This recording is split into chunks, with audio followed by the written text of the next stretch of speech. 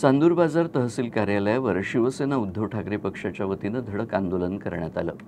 शेतकऱ्यांची संपूर्ण कर्जमाफी आणि मे महिन्यात झालेल्या गारपीट आणि अवकाळी पावसामुळे संत्रा आणि कांदा पिकांचं झालेलं नुकसान भरून देणं, संजय गांधी आणि श्रावणबाळ योजनेचं रखडलेलं मानधन मिळावं अशा विविध मागण्यांसाठी हे आंदोलन करण्यात आलं।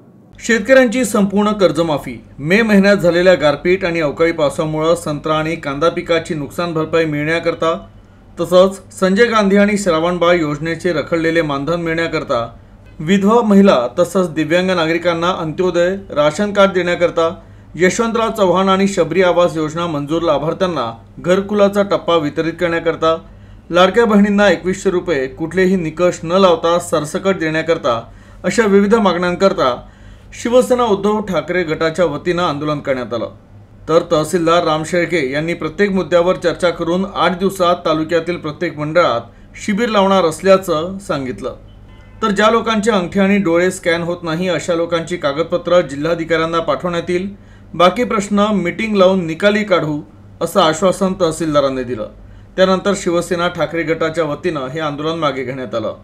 या मोर्चात मोठ्या प्रमाणात शिवसैनिक, महिला, शेतकरी, दिव्यांग आणि विधवा महिला उपस्थित होत्या।